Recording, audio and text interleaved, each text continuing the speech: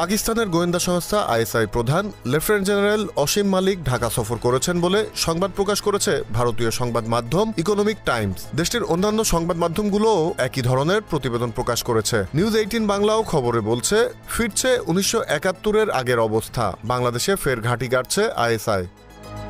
ভারতীয় এমন সংবাদ সঠিক নয় বলে দাবি করেছেন প্রধান উপদেষ্টার প্রেস উইং ফ্যাক্ট চেক। বাংলাদেশের প্রতিরক্ষা মন্ত্রণালয়ের একজন মুখপাত্রের বরাত দিয়ে প্রেস উইং জানিয়েছে, আইএসআই এর প্রধান বাংলাদেশ সফর করেছেন বলে বিভিন্ন গণমাধ্যম ও সামাজিক যোগাযোগ মাধ্যমে যে খবরটি প্রকাশিত হয়েছে তা সত্য নয়।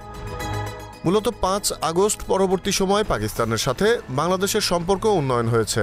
দুদেশের মধ্যে বেড়েছে বাণিজ্যিক সম্পর্কও। ফলে ভারত থেকে পণ্য আমদানি কিছুটা কমেছে। তাই বাংলাদেশ পাকিস্তান সম্পর্ক নিয়ে বিভ্রান্তি ছড়াতেই ভারতীয় সংবাদ মাধ্যমগুলো এমন অপপ্রচার করছে বলে মনে করেন সংশ্লিষ্টরা।